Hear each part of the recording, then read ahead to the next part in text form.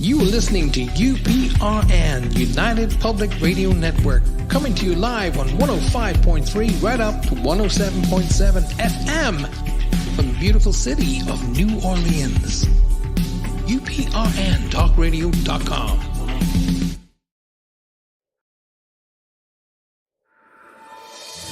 Looking for something new in sci-fi or fantasy? Check out what Brandon Sanderson, Orson Scott Card, Nnedi Okorafor, and others chose as the best news stories of the year in the L. Ron Hubbard Presents Writers of the Future Anthology. From 24 award-winning authors and illustrators, plus art and writing tips and bonus stories. L. Ron Hubbard Presents Writers of the Future. Buy your copy at galaxypress.com, Amazon, or wherever books are sold.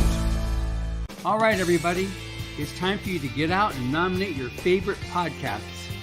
There's an amazing show I want you to consider for the People's Choice Podcast Awards. The Outer Realm in the category of Best Female Hosted Podcast. The Outer Realm is a very popular show hosted by Michelle DeRoche and Amelia Pisano, which boasts millions of listeners each week who are well known for and have been complimented on their very laid-back, roundtable style of interviewing. Together, this dynamic duo brings you the best of the best with guests from around the world who are well-versed within their respective fields of ufology, paranormal, esoteric, and other areas of high strangeness, and more. So go to podcastawards.com to nominate The Outer Realm in the category Best Female Hosted Podcast. That's podcastawards.com, and please take a moment and do it now. All right, everybody, it's time for you to get out and nominate your favorite podcast. Yes, it is that time of year again. There's a show I want you to consider for the People's Choice Podcast Awards. UFO Undercover in the category of entertainment. UFO Undercover brings you some of the most revealing and current research that is being done with respect to alien abductions and contact. Host Joe Montaldo has been an abduction researcher for over 35 years and is uniquely qualified to bring you live interviews with some of the most well-known researchers in ufology. Go to podcastawards.com to nominate UFO Undercover in the category of entertainment. That's podcastawards.com, and please take a moment and get out and vote now.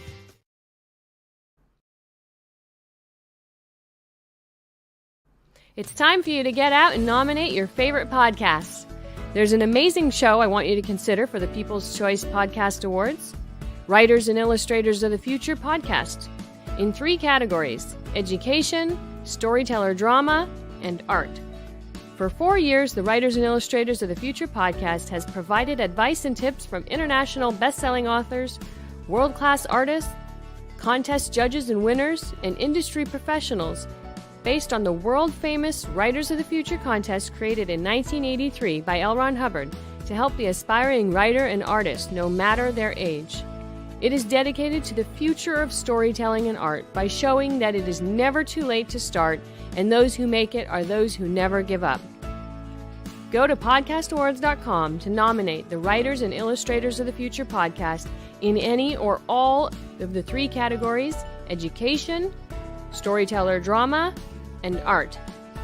That's podcastawards.com, and please take a... Hey there. It's time for you to get out and nominate your favorite podcasts. There's an amazing show I want you to consider for the People's Choice Podcast Awards. The News on the Flip Side, in the category of politics and news. News on the Flip Side is a much different news and political program which is not deemed as opinion news. Listen as Joe Montaldo brings to you just the facts from trusted sources which will allow you, the people, to make up your own minds on the various stories being reported on. Go to podcastawards.com to nominate News on the Flip Side in the category of politics and news. That's podcastawards.com, and please take a moment and do it now.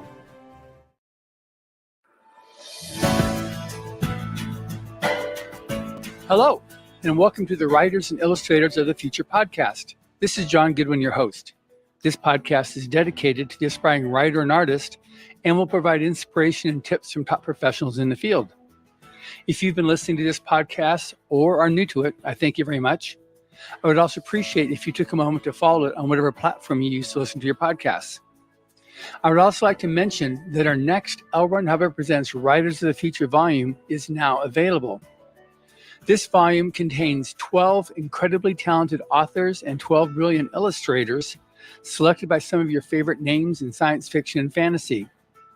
I promise that if you are a fan of science fiction or fantasy, you will find new voices you will love. And if you're an aspiring writer or illustrator, these stories and illustrations provide the benchmark of quality necessary to break into the ranks of professionals. Writers of the Future anthologies are available wherever books are sold in the US, Canada, the UK, South Africa, and Australia. Get your copy now. Actually, I prefer if you wait until the podcast is over, then get your copy.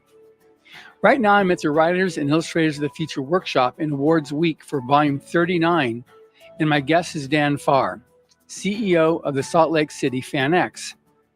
I originally met Dan several years ago through the Winter Twins, a whirlwind of a dynamic duo of authors who initially introduced us. They also introduced me to the brilliant artist Rob Pryor, who has since become an Illustrators of the Future judge, but who is also besties with Dan. It all came together into a perfect coalescence of making friends. So, welcome, Dan. Yeah, I was going to say, that's how this world works. It's interesting when you meet somebody, then all of a sudden you start talking for a minute and you find out, oh, wow, we got this in common or that in common. This really is a small industry in many ways. I mean, it's big, and, it's big, but it is small. And yeah. It's amazing how fast, like, oh, yeah, that connection. Yeah. We got some of our judges that the way I meet them, either they've won and they've grown up through the contest, or I see somebody with you and then I find out who they are, and then they become, because it's so big in one aspect of the industry, that can you be an art judge? And that's right. Several of our judges came because of my connection with Dragon Con with Pat Henry, who is your opposite number there at Dragon Con. He owns that one. Yes. So it's great. So anyway, like I said, welcome to this podcast, Dan. Thank you. Thank you for having me here. Yeah, I've been trying to get you on this podcast for a couple of years, so I'm so happy. I've, like I said last night, jokingly, so I closed you to become the keynote speaker, and got you here a couple of days early, so I could then finally schedule you for that 1 hour podcast. Well, I appreciate that. It's interesting. I enjoy doing things like this, but I also have kind of a shyness sometimes that it's like I just get comfortable not talking. And so when I get these opportunities, I do them, and I'm like, well, why don't I do more of those? Because I do have fun, but I think I build up in my mind a little bit of a resistance. Plus, it's, my schedule's been really busy. I know when we've tried to schedule things in the past, it's been, well, we're preparing for this event or something else is coming up. You've got so much going on, and now you're kind of like locked and loaded. I mean, you've got your Dan Farr Productions, but that pretty much is now locked and loaded on the 4 conventions that you own? Yeah, and so technically we have Dan Farr Productions and we have Imaginarium. And so there's 2 companies. So my business partner, Jeff Wright, and his wife, Abby, they've come in the last 3-4 years and have helped both financially, but also just inspirationally. They are really motivated, fun people. And so we had the one convention in Salt Lake, and then when they came on, they said, hey, why don't we look for something else? And we hear about things from time to time, and there was an opportunity that the people that started Imaginarium, and they had done, I think, 6 or 7 shows, but they had 3 that were active, which was Tampa, Atlanta, and Indianapolis. And so they were looking to sell it, and so we started discussions, and having them as partners made it possible just to close the deal, and so now we have 4 larger shows every year. Yeah. So the first one we're talking about is the Salt Lake City FanX. Yes. And which is short for Fan Experience. Yes. Was that your idea? Well, yeah, it's interesting you say that. It was kind of a collaborative idea with the team, but the Fan Experience, one of the things that we had is we did our very first show. It was so much bigger than we anticipated. We were anticipating 10 to 15,000 people. Well, we ended up with over 50, really closer to 70,000 people. And it was giant. It was so successful, but you kind of collapse under your own success sometimes.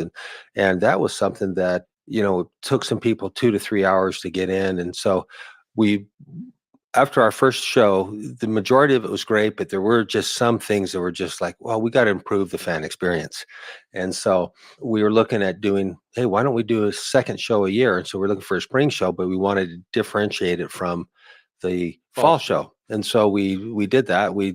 But we said, why don't we call it FanX for fan experience? And then we also, so not only having that be a different name, but it also became kind of internally became a mission statement for us that we were going to focus on the fan experience. And we were able to work out some of the kinks so that people didn't have to wait in line for 2 or 3 hours to get in. They could get into the show very quickly. And, from that time, we've been able to come up with some ways that people get in the door very, very quickly. And very fast, but that line still wraps around the entire we still get a big line, but the line moves. Yeah, the difference is, the line initially people were waiting, but really when you do see those long lines now, you notice that people are just walking the whole time. Yeah. And so maybe it's 20, 30 minutes in the line, which is nothing compared to what it was. And yeah, the technology that exists now to get people through. And yeah, even what you did on for that time period when you also had the requirements of the temp checks.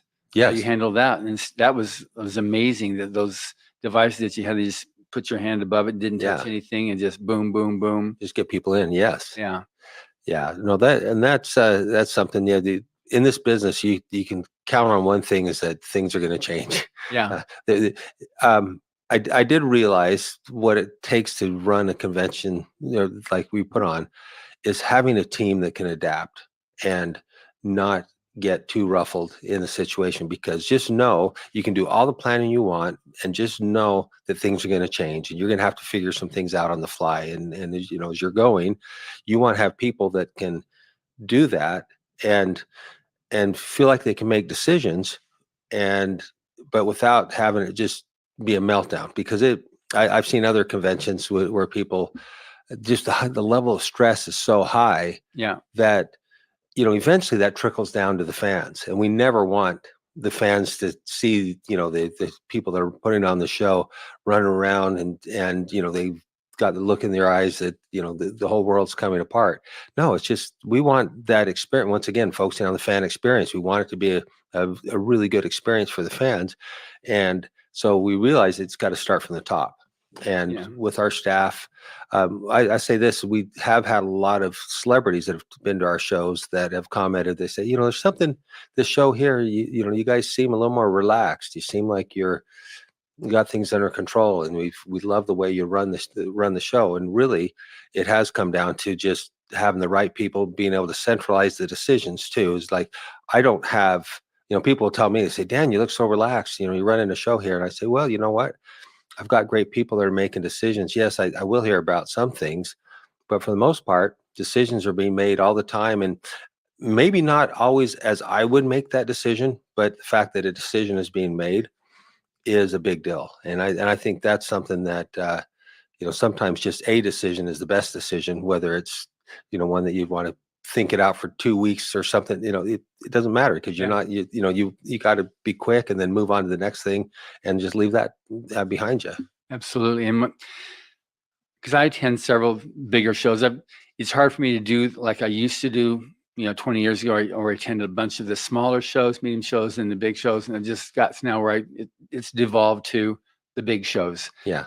And some of the shows, the smaller shows, are usually fan run, fan operated, right, and it's not a paying gig for somebody. Right. So there you see the meltdowns happen more viscerally, and for good reason. I mean, there's big issues that happen, but you just have to realize that, we'll get past it. We got the right people. Yeah.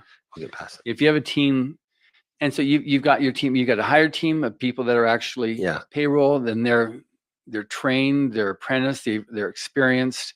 And so they handle stuff so that when you have, because I know you got to have 50, 100 easily volunteers below you to handle. We have in Salt Lake, we've ranged between like 600 and 1,000 volunteers that help out at the show. So I sit corrected here. No, that's a lot. And that's pretty big group of people. Yeah, which is awesome, but it just flows. And there are the people that the decision makers that are there. If you need to reach somebody on the floor to handle this, then you got those people you can go to. But otherwise, you got people that they have a lot of pride in, making sure that your space on the security, people are assigned to different sections, different blocks of the floor. So you have a problem, you got a person you can get, they come up, so how's it going? Any problems? And, it's just great. It's just a very safe space. So I wanted to move into now like pop culture, which is what we're going to be talking about. We're going to be talking about as a keynote speaker this year for the Rise of Future 39 Gala. Is it's important, and it's different than the mainstay. Here's what the government directs that you should do, or here's what Hollywood says is what you need to do. It's different. So can you talk about like what makes it different than the other kind of stuff? Well, the thing that's interesting about pop culture is there's influencers, there's people out there trying to direct what becomes the next hot thing, right? So you do have creative people trying to drive that, and like you mentioned, whether it's come through the government or whether it's just come through corporations or whatever. Every company would love to have their product the next hot topic, right? They want to make sure that they're popular and they're selling a lot and making a lot of money or whatever. So there's a lot of, I would say, artificial influences on it. But generally, I mean, we look at what pop culture is. It comes from the masses. It comes from the people, and you can't predict. Most of the time, you cannot predict what's going to be exciting and what's going to resonate with people. You can follow formulas, and you say, hey, you know what? This formula here, this should equal this output. But we've seen that all the time in Hollywood with movies. They have all the data you can imagine when they're deciding to create movies.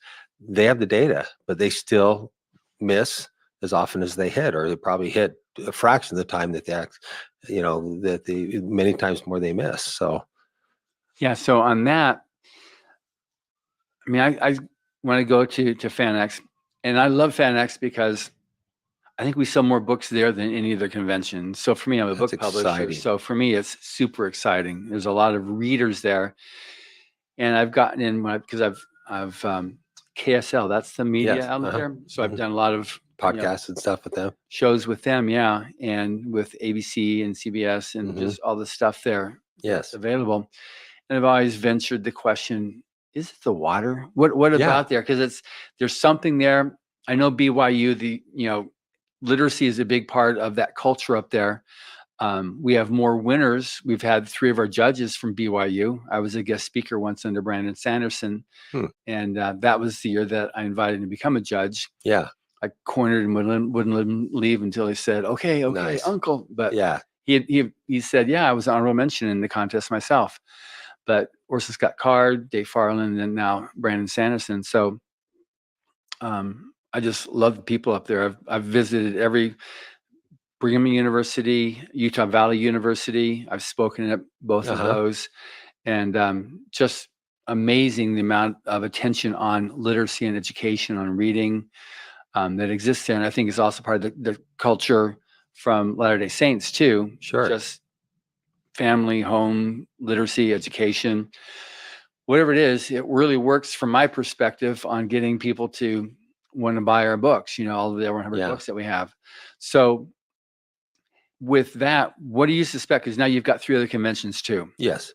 So how would you compare them? And well, fandom is a really powerful energy. Yeah. To me, I didn't understand it a whole lot before I did this. It's something that I've kind of come around to. I married a fangirl. My wife, she's big Star Wars, big, and like one year she wanted a Star Wars Christmas tree. I'm like, really? What do you want? And she's the one that would buy the Star Wars or any fun T-shirts. She's the one to pick those out. I met her last night. She's definitely that audience. I love her, man. She's like awesome. So I get it through her because I didn't really understand it so much before. But as I started looking into things, I was a vendor with the 3D software business, and what I realized is our 3D software business had fans as customers. And so we started going as a vendor to some of the different pop culture conventions, mostly the Wizard World ones. Right. And I started to understand fandom a little more. I started to realize that what people got excited about. And then I thought, wow, Utah, we've got a lot of people like this in Utah. And I even heard some anecdotes that like Harry Potter would release and Utah theaters would lead the nation. Some of the Utah theaters would lead the nations in tickets sold for the weekend. And so realizing that, hey, we got a lot of people that love Harry Potter or Star Trek or Star Wars or whatever it may be. We've got these people here. And a lot of people do ask, what is, like you said earlier, is it in the water?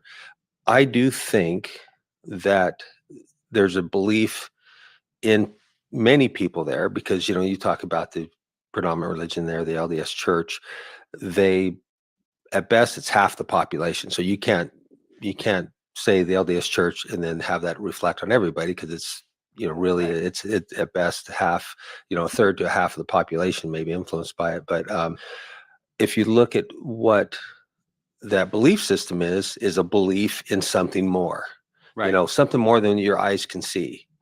And I think that maybe could lead into why people enjoy fantasy and sci-fi and pop culture in general is just kind of this belief that, hey, you know what, we're willing. I look at Doctor Who, for example. Mm-hmm.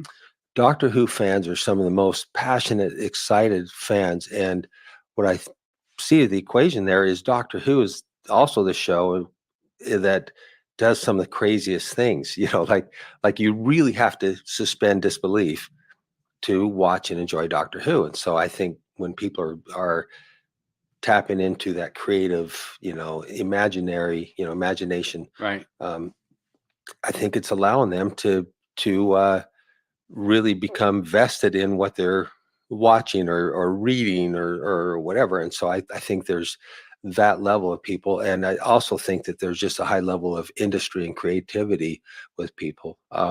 People like creating stuff, and there's a lot of just hobby things. That's why cosplay is actually really, really big at our conventions, which they're big at all, outside of Salt Lake, they're big everywhere. But I think I did have one cosplayer that came in as a judge to one of our shows, and she had commented to me. She said, I look at your entrance here, and your people that are the beginning are more like intermediate, and the intermediate are more advanced. Basically saying that the level of the cosplay that was being, in the contest was a cut above what she typically would see at the different levels. And so I was amazed just this last year.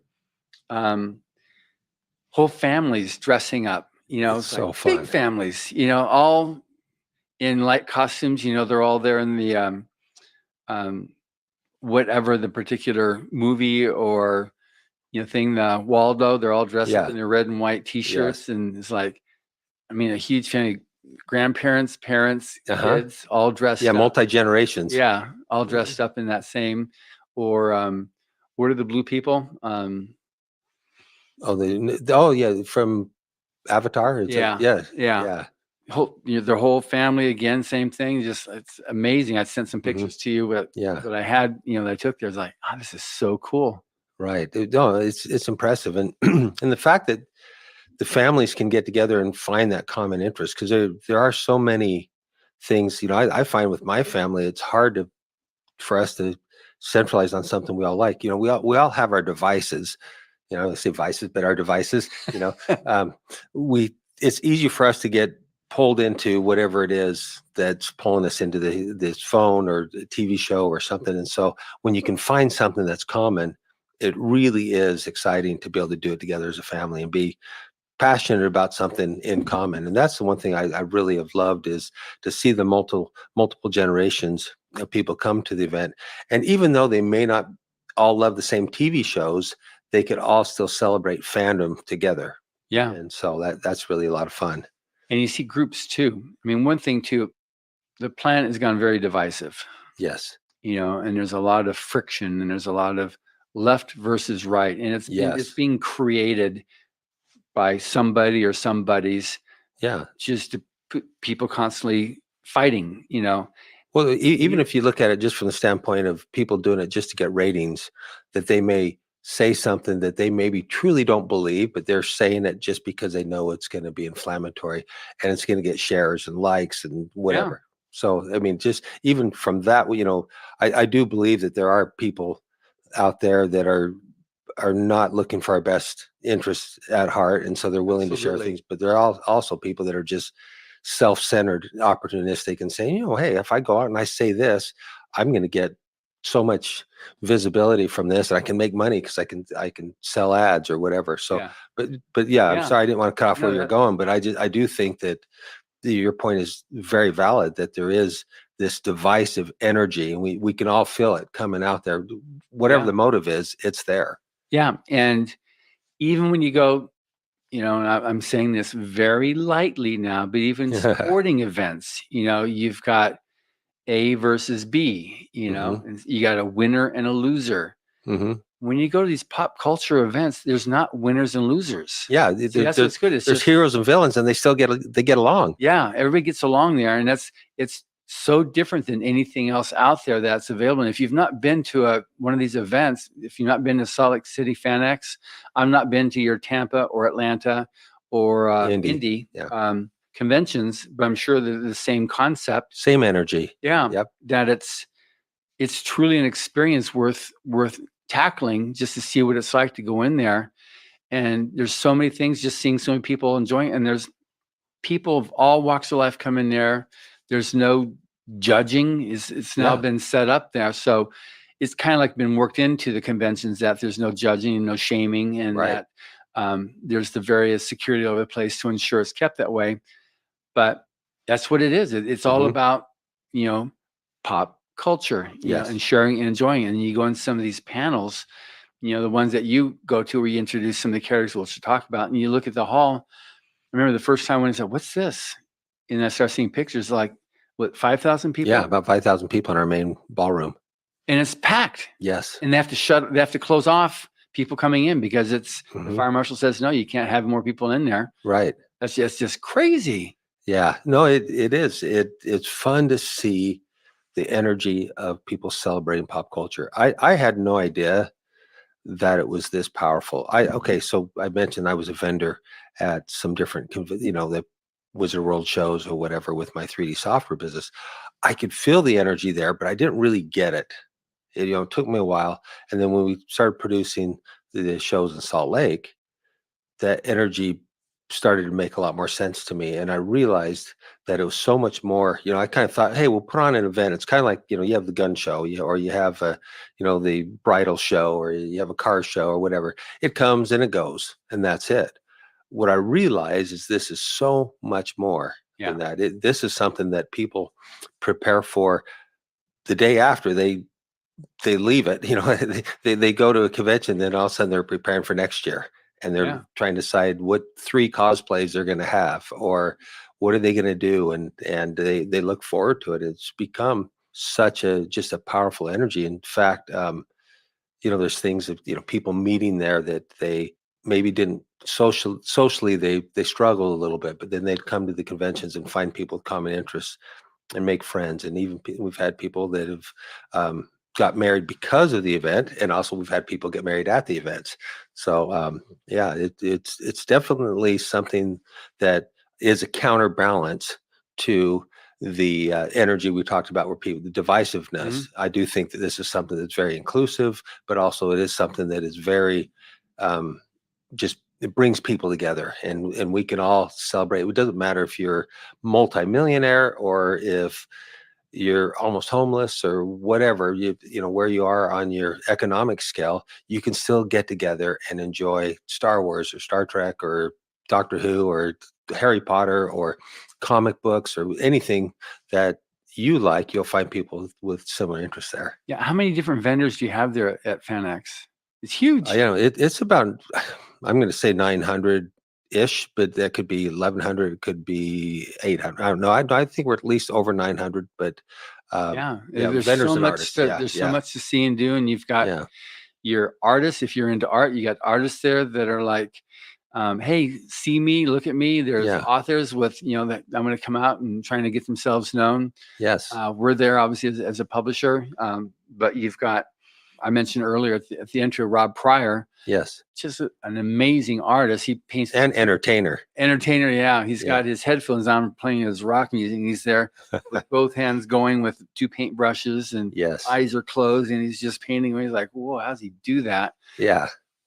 He's so fun to watch. When we first had him at our shows, he would said, well, I need to be able to set up an area where I can paint. And I'm thinking, why? I don't get that. You're an artist, you're at the show, you're selling your art, you should have it. Why do you need to be painting there? But then when you see him paint, you're like, that's why. He is. He's a show. Entertainer. He is showing himself. Yeah. One man show. Yeah. But you've got a lot.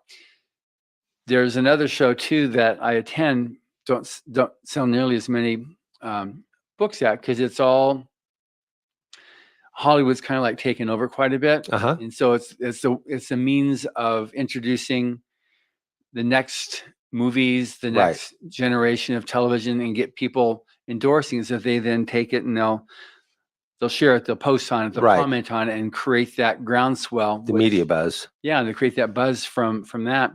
FanX is a whole different critter, and another person I just interviewed before, having you here with Rob Sawyer, who's won every major science fiction award. But we talked about social media, and like social media really isn't social. It's because people can use their avatars; they don't use their real name, and they can come in and they can just like post whatever they want to say. So you say anti-social media, basically anti-social media, yeah.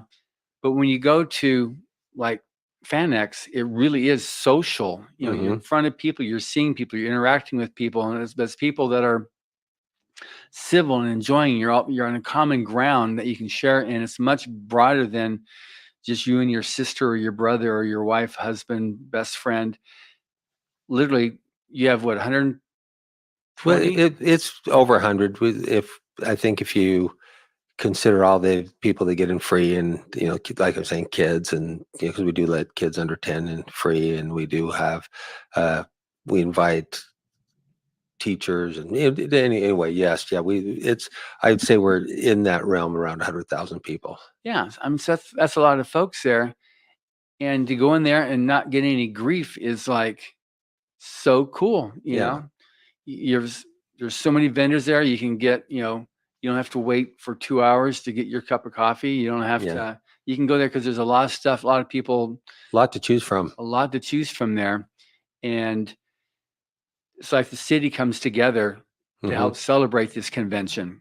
Yes. So there's not like, oh no, they're taking up all of our parking spaces, or they're, all the restaurants. You see all the menus, the FanX menu from all the local restaurants. They really embrace the convention. Well, they do. And people talk about like, wow, you go downtown and you just see all these superheroes and villains walking around, and people, obviously there's so many different genres of fandom that trying to keep tabs. I'd say the layman, layperson, they don't know 80% of the costumes that they see, because I don't know that many. I mean, there's just too many to keep. You start getting into the anime world, get into the gaming world, and all that. Like, wow, how do you keep track of all that? Yeah, but it's fun to watch. It is a visual spectacle for sure. Yeah, the only time I've had it where it's not been so good for the person when I didn't recognize it, because I read books, I don't watch TV. So if I don't recognize that character, and so what a cute, and then say what I see, and they go, no, that's. And I go, oh, I'm so sorry. So sometimes before I go to these things, I'll do a quick scan through, just at least the major ones, YouTube, just to see, okay, what's out there. And so between myself and my wife will go through and see, and she's okay, this is okay, good. So at least I'm not going to, step on somebody who spent 2 weeks putting together this awesome costume, which I thought was X, but it was really Y. Yeah, that's so-and-so from Doctor Who. No, it's not. It's yeah. I've done that. I do try to be careful not to just, unless I know for sure. With the S on the chest. Yeah, I can usually get that one. Or the cowl, the Batman cowl. Yeah, I can usually get away with that one. But when you start getting into anime characters and things like that, you're like, okay, I can't, I'm not even going to try. Yeah. So who are you? Yeah. Who's your character? And then, what's nice though is people aren't offended by that. If yes, so yeah, tell me about your character, your cosplay. Yeah. And they're happy to tell you. And that's one thing that's interesting about the cosplayers is people would ask me all the time, hey, I would like to go to your event. Do I have to dress up? Like, no, you don't have to dress up. If you want to, you can even just wear a fan t-shirt if you want, or not at all. You don't need to worry about it. But if you dress up, be careful not to be too good, because you're not going to be able to walk the convention floor. You're going to be stopped every minute for a photo, and you won't be able to get through. And so there's a lot of cosplayers that will go cosplay part of the convention and then go change into their street clothes so they can actually see the convention. Yeah. Because when you're dressed up cosplayer, you're not going to get through the convention very far without being stopped for photos. And you enjoy that. That's kind of your payday. Yeah. Right. So that recognition stuff. Yeah, totally good. So the evolution. So how long has FanX been in existence? We're coming up on our 10th year. So yes. Okay, good. Yeah. So 10 years. What are some of like the highlights of your first 10 years? Wow. Well, the number one highlight was the first year and seeing how it grew on us. I think I mentioned earlier, anticipating 10 to 15,000 people. And I was talking to one of the talent bookers that booked some of the big talent. And he, when we were kind of thinking, I told him, I said, I think we'll have around 10,000 people, maybe 15 or whatever. And he's like, yeah, just be careful. He's kind of managing my expectations. And then we started selling tickets. And next thing you know, he says, well, maybe, because we were talking about William Shatner, having him at the show. And when we sold enough initial tickets, and this was 5 months before the show, 6 months, he goes, yeah, maybe we should talk about getting Bill out there. And so we booked Shatner, and then all of a sudden tickets went from, I think we had around 3,000 tickets sold. Within a couple of weeks, we were up to 8,000 to 10,000 tickets just after announcing Shatner. Because I think there was that tipping point where people said, wow, this thing really is coming together. Yeah. And so going from, we're still, let's see, 2 or 3 months out from the convention, we have 10,000 tickets sold. And knowing just what happens in most cities is they see at least half of their ticket sales at the event. Sometimes even, 2/3 to 3/4 of their ticket sales will happen during the week of the show. So you kind of predict. And so here we are rolling into 10,000 tickets. We're like, wait a second, this is going really, really pretty heavy here. And so we continue to work on people. We added some more celebrities. We had been working for several months to try to get Stan Lee there. And most of the bigger celebrities won't go to a convention on their first year just because they don't know what to expect. But we were getting enough momentum. I was continuing to work with the manager. He had already booked himself somewhere out on the East Coast for that weekend. And on his own, he had canceled that because I think he was just worried about traveling that far at that time. And so it caused me to follow up with the manager again and say, hey, well, now that he's not doing the East Coast, do you want to come do our show? Oh, maybe, we'll see. So we're leading up. We had planned our convention center at the Southtown Center, which is kind of more the community convention center. Yeah. And we had come to the point where we had to move it downtown, and which was better for us because we had the hotels, we had everything we needed downtown. It would just had a larger capacity for for the number of tickets we were already selling to. So we'd come to the week of the convention, and I think so this was Monday. The show was starting on Thursday. Right. On Monday, we had 20-ish thousand tickets sold. And so I go back to the manager again and I say, listen, we'd like to get Stan there. At the same time, Lou Ferrigno was just finishing up Dragon Con, and he was going to come out and do some press there. But he said, I have to go Monday. I have to go. I'm getting this Lifetime Achievement Award. Stan Lee's going to give it to me. I said, Lou, you got to get Stan to come out with you to the show. Tell him to come. And so Lou hit him from that direction on the Monday. I came in through the manager again. Tuesday morning, I get a call. Hey, Dan, I think we're going to do your show. We'll bring him out on Saturday. Like, wow. And so we announced it as soon as we can. The word goes out, this thing blows up even further. And we ended up, that weekend. So he came in on Saturday, and which is your final day. Final day. And it actually, so the ticket sales blew up. We ended up selling around 50,000 tickets, which then when you look at the kids, I think about 70,000 people is what we anticipate having at the event.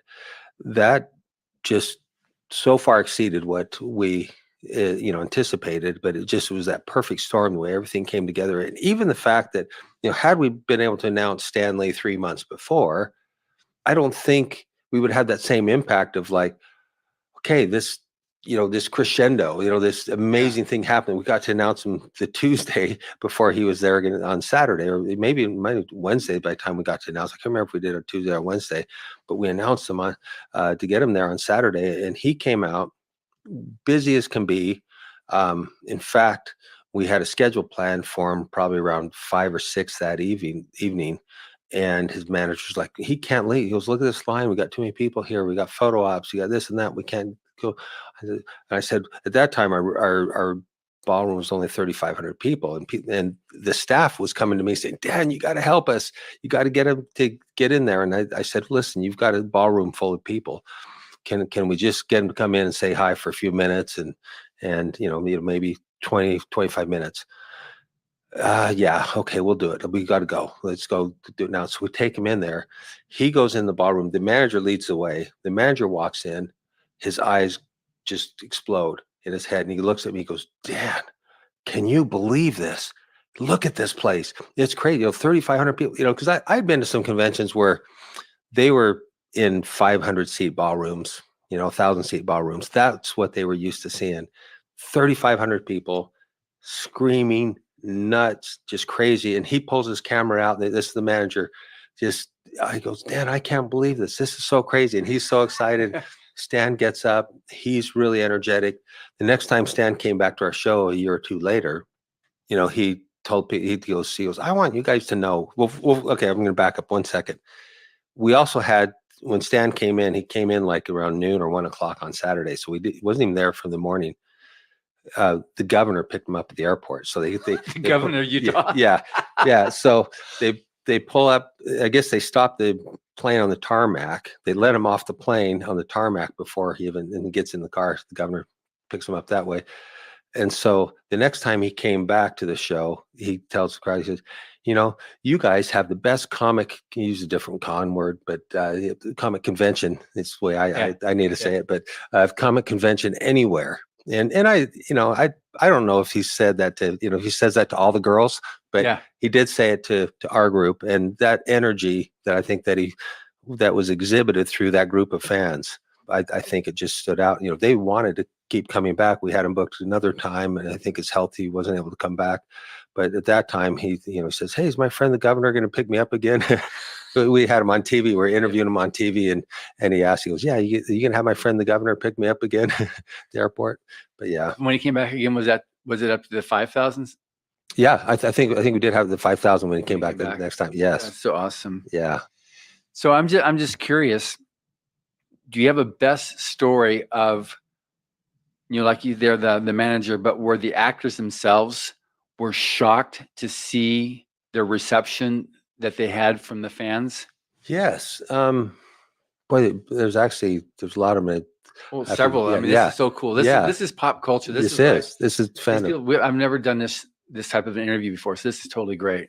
So we've had a lot of celebrities being really surprised by their reception. Like I mentioned with Stan Lee, obviously that reception was something much larger than he and his manager anticipated. And I'm sure they were just very glad that they had that moment.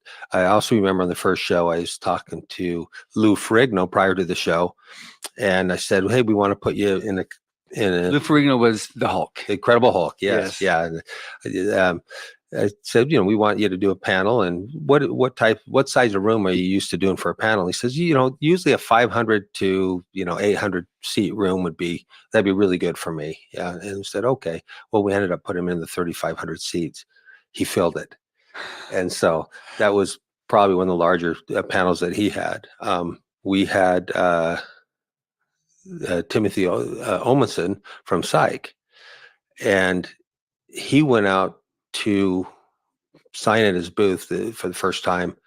And when he went out there, he saw that, and he actually got, and I'm hearing the second hand, but actually got tears in his eyes seeing how many people were. He's like, they're here to see me, that many people, and he just had such a great reception.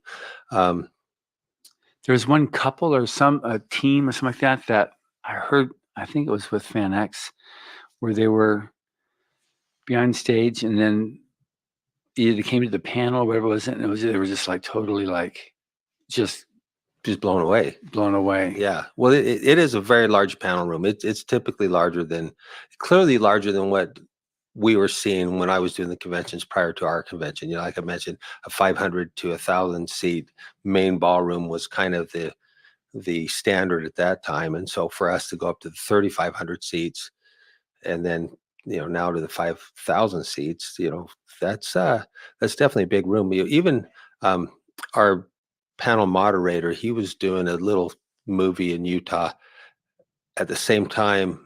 You know, he was like an extra or something. At the same time, it was a movie that Mark Hamill was in, but I had already been working for a couple of years to try to get Mark to come do a show with us. And he had a chance just to sit down and chat with Mark on set. And he says, hey, yeah, you know, this was only like a month or two before our convention. So we were still kind of working. There was a lot of back and forth going on between me and the agent. And I told Chris, I said, Chris, if you do get a chance to talk to Mark, tell him we're excited.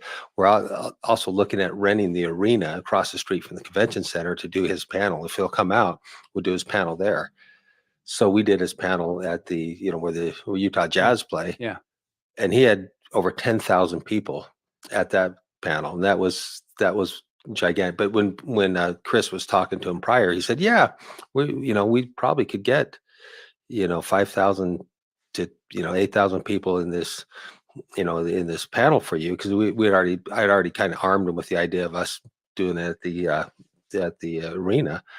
And Mark was like, no, you're not going to get that many people for me. No, I think we will. People will be excited. And so I think he was really impressed. And when he did the panel, and in case Mark ever hears this or anybody associated with, he did promise them, he said, I want to come back and do another one of these panels with you guys. Okay, good. So it's been recorded now. Yeah, he did tell him. Too many people listening to this, or one of you is going to be someone who's going to take it back to Mark. Yeah. We're still planning on it. When you toured the Writers of Future Lounge last night, you just see Mark Hamill there. Oh, at one of the Writers of Future events. Oh, that's fun. Yeah. He's a very nice person. Yeah. Great with the fans. I had an experience with him where I got to ride. I went to the airport to pick him up. We had, in order to get him to our show, and he had a convention he was doing after ours in Toronto, we had to hire a private jet to make it work out. That's just sure. That was the final linchpin. And we were saying, hey, well, if we get a private jet and we can get you here, would you do it? And it's like, okay, yeah, because then it was just convenient for him. So that was how we got him. So I went to pick him up, and I picked up he and his wife and his daughter, and he was nice, but I could tell he wasn't going to engage me. I ended up talking to his wife a lot more, and she was a little more friendly. And I think maybe he was just kind of decompressing a little bit. So I was fine with that. I didn't expect to have this just gigantic conversation with Mark Hamill. I didn't need to, because he's there for the fans, not for me. Right. And so I had later on the day, he was back in a kind of a private green room, and I kind of walk in. I just say hi briefly, and he said hi back, and nice, whatever. But he was doing his own thing. Then there was a couple of my son and nephew, or like 2 or 3 boys that walked in the room. The son I met last night? It was a different son. Yeah. They walked into the room. Also, Mark looks at them. He stands up. Hey guys, how are you? And he just engaged with them. He goes, hey, I've got these things. And he pulled out these little cards in his pocket, and he gave them to him. And it's just to see him turn it on for the people, the fans, the people that really deserve it, which he was also doing in the lines with the people. When he was meeting the fans, he turned it on. And to me, it was like, he doesn't have to be my best friend, right? As a promoter. I'm this is just a job that we're doing together. And sure, I'd love to be able to sit down and chat with Mark Hamill. That'd be fun. But you know what? It's not for me. It's for the fans. And when I saw him turn it on for the fans, it's like, oh my gosh, this is perfect. This is the way, this is the type of person you want to have in front of people. And that always means a lot to me when I see the celebrities that will do that, which the reality is most of the celebrities that are doing these conventions will turn it on for the fans, and they'll make sure that they try, they kind of see every person they meet as they have a duty to do more than just sign an autograph and, look them in the eye. I mean, there's stories of people not even doing that, but, Right. but for the most part, the celebrities feel like that they want to give something back to their fans for putting them on the pedestal that they're at, not to mention the fact that they're paying money that could be lunch money or whatever to buy an autograph or a photo op. These people are sacrificing real money to have that moment with them. These celebrities realize that this is them, that, the fans that have given them what they have. And when you see that reflected back at the conventions, it's really powerful. I love seeing that. I live vicariously through the fans, because I mentioned my wife was the fan girl. I was never really the fanboy. I mean, I thought it was neat to meet Lou Ferrigno when I met him, and get to know him a little bit. I've worked with Dick Van Dyke in the past. I'd enjoy my interaction with him, but I was never that fan person like, oh wow, I need to go meet this person or that person. So when I get to see the fans get to meet somebody that they really look up to, I love that energy. I mean, I do. I get a vicarious kick from it, because especially when it's at a convention that I helped put together, Right. and basically broker this opportunity. And so I love that. I'm a fan of the fans. That's where I get my kick and my energy from. That's awesome. What you're going to be talking about, is like, I think you're going to be addressing a little bit the history of fandom, Yes. of fan conventions, popular culture, on your keynote. I mean, it all started back. Do you have anything about the history and how it evolved? Yeah, like 1930s, there was first conventions started. It really started out groups of a couple hundred people getting together in major cities, New York, Philadelphia, putting these shows on. And then I think what eventually became the World Con, and then several other conventions had sprung up. 1965, there was a New York Comic Con. Then San Diego started in 1970. This fan energy, people coming together and celebrating really the comic books and things like that, it's really come about. It evolved, and then took its upswing from like the 80s, 90s, and going into the early 2000s. That's where we started seeing 100,000 plus people showing up at these events, and many of them cosplay or just people there for a very a multitude of reasons. Why you kind of put all that energy together in the right room, and the magic happens. Absolutely, it's amazing how it's magic. We've got this. I got it sent to me. This was several years ago. A photo of L. Ron Hubbard at TourCon 2 Toronto, the World Science Fiction Convention in 1948, where he was one of the main guests there. And because he would, not very many, but he attended multiple of these conventions. And our original coordinating judge, Algis Butters, used to share the story of how in a convention in Chicago, when they're in the big hall, and then he said there was like a hush. It's like, what was happening? He said, it's L. Ron Hubbard. And it was like, because he was one of the biggest names in pulp fiction. Yeah.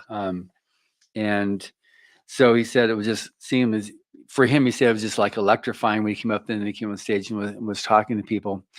It is an ability for authors, actors, artists to meet the fans that will appreciate them. And at like at FanX, you've got Artist Alley, where people like the Rob Pryors of the world, right? All these other, we got several other past winners of Illustrators of the Future. We have a lot of the writers there, as well as the actors, the people that do the TV shows and whatnot. What I've really appreciated the last couple of years is we've had an expanded section of our booth where we're able to have a table set up for past winners of Writers of the Future, because they're starting their career, and so we were able to arrange for them to get into the thing, and then we set up a book signing at our booth for them to sell either Writers of the Future, or if they've got something else that they've published, they can do that, and we can promote it. They can't afford to buy a booth themselves, and sometimes they can't afford to get in, but they really want to do there to like help launch their Yes. careers, which is what Writers of the Future is all about. So that's another reason why I so love the Salt Lake City FanX is just an opportunity for these writers. And we have more writer winners from Utah than any other state in the U.S. Yeah, So that's saying it's crazy. the water, Yeah, whatever. I learned that from you. Yeah. Yeah. A lot of them are BYU and UV, Utah Valley University, and University of Utah. But they're winners there. And we just almost every year we have one or two winners from Utah. It's uncanny how that happens. But it's just, they're so good. Several of them have been winners coming from Brandon's class. But other people just entering, they've entered for 10, 15, 20 years, and eventually they just make the cut and they make it and arrive. So it's just another thing I really like about it, because they find out about the contest. We're able to disseminate the contest. We have not 5,000, but we'll have, 500 or so people at our panels now, the writer panel, which is, I think it's great. Pretty No, healthy. no, that's actually a really successful panel. I mean, yeah, that's something that if we look at, like I said before, we were doing our convention of 500. That would be, I went to a convention, Wizard World show that had Chris Hemsworth there, and we went to his panel of 500 people in that room. So I mean, you're talking Avenger level, 500 people at that time. So yeah, so it was, it's been really good on that and how that's worked. So I'm always telling people and trying to get judges to come in there, because it's a great place for them also because they've got their own fan base.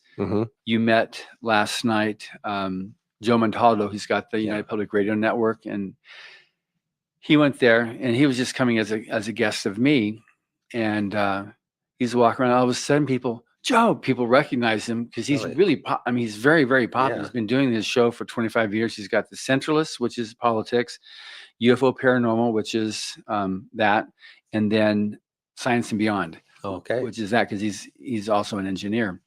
So all three of them are award winning. So he's had on his Science and Beyond, he's had the Mike deGrasse Tyson and those types of guests, and then on his Centralist, he's had like the mayor of New York and a lot of top level CNN and people, because he's centralist, so he doesn't go right or left. He just challenges everybody. Yeah.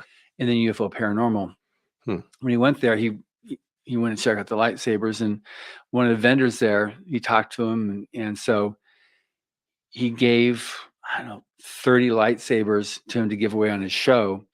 And he said it was just the best thing for him, because for every one that Joe gave away, he'd sell like 30 lightsabers from the radio show. That's and great. He said it was awesome.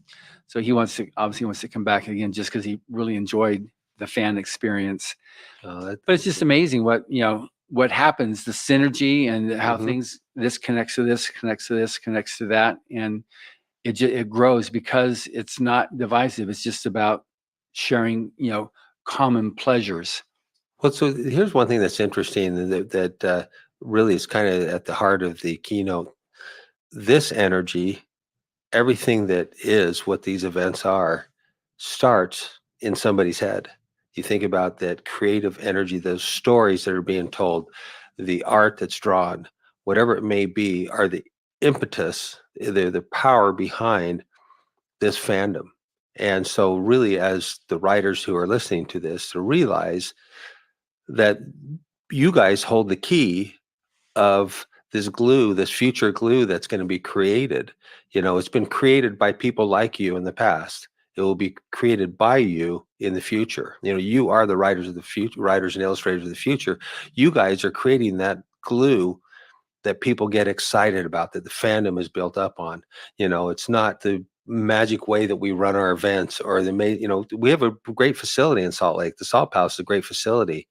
It's not that building that brings people in. It's the stories. It's the creativity. It's the, waking up in the middle of the night that you guys experience, where you all of a sudden you have that idea that you've been wanting to grab a hold of for months, and finally it's there, and you're like, why do you have to come to me at the middle of the night? Why? I want to sleep. These ideas are there. It's your ideas that are going to impact this in the future. So that's where this power, this energy is coming from. It's coming from you. That's a very good point. And that brings us right back then to the Writers and Illustrators of the Future. Craig Elliott, one of our illustrator judges, he runs the art sets, the art design for Disney. So a lot of what you see now in all these animated movies, those are his creations, his mock-ups that then get put together by all the different people that run under him. He went from Netflix being the creative director, then over to Disney. So that's one of our judges. We've got so many winners that now work for Netflix or Disney doing their creation, so they're putting together the Little Mermaids or the whatever characters that we'll be seeing, cosplayed, in half a dozen years or maybe just a couple of years. Yeah, just what's come from their mind, right, and to their hand or to their however they express that creativity, all of a sudden becomes this magic. Yeah, and it's interesting on that because it comes back also to the original launch of Writers of the Future, when on the essay that L. Ron Hubbard wrote at the beginning, in his first essay in Writers of the Future Volume 1, he says, "A culture is as rich and as capable of surviving as it has imaginative artists. The artist is looked upon to start things. The artist injects the spirit of life into a culture."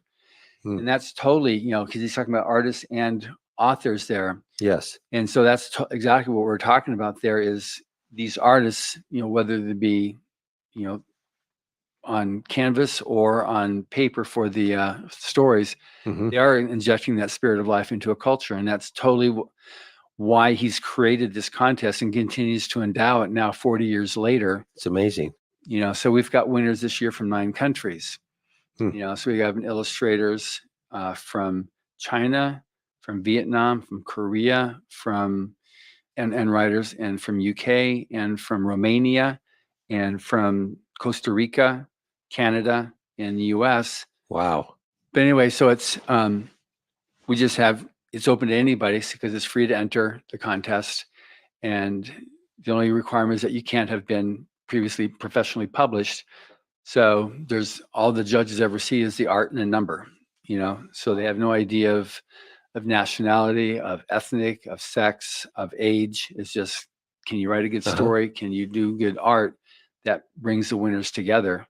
Yeah. And it totally is a meritocracy that based on your quality of what you do, not because of who you are, that you win the contest and have that opportunity to be here and be part of it. Well, one thing that I learned about last night, I didn't understand because we were talking about it. My wife and I were talking on the plane on the way here. We're wondering, well, do people have to pay money to enter the contest? And realize that this is funded completely through and of itself through what L. Ron Hubbard had started. Yeah. And the endowment he put into it, but then also the publishing and things you guys do subsequently. Continued royalties continues to pay for it. And he remains one of the best-selling authors. Even he passed away in 1986. Even this many years later, he's still one of the best-paid authors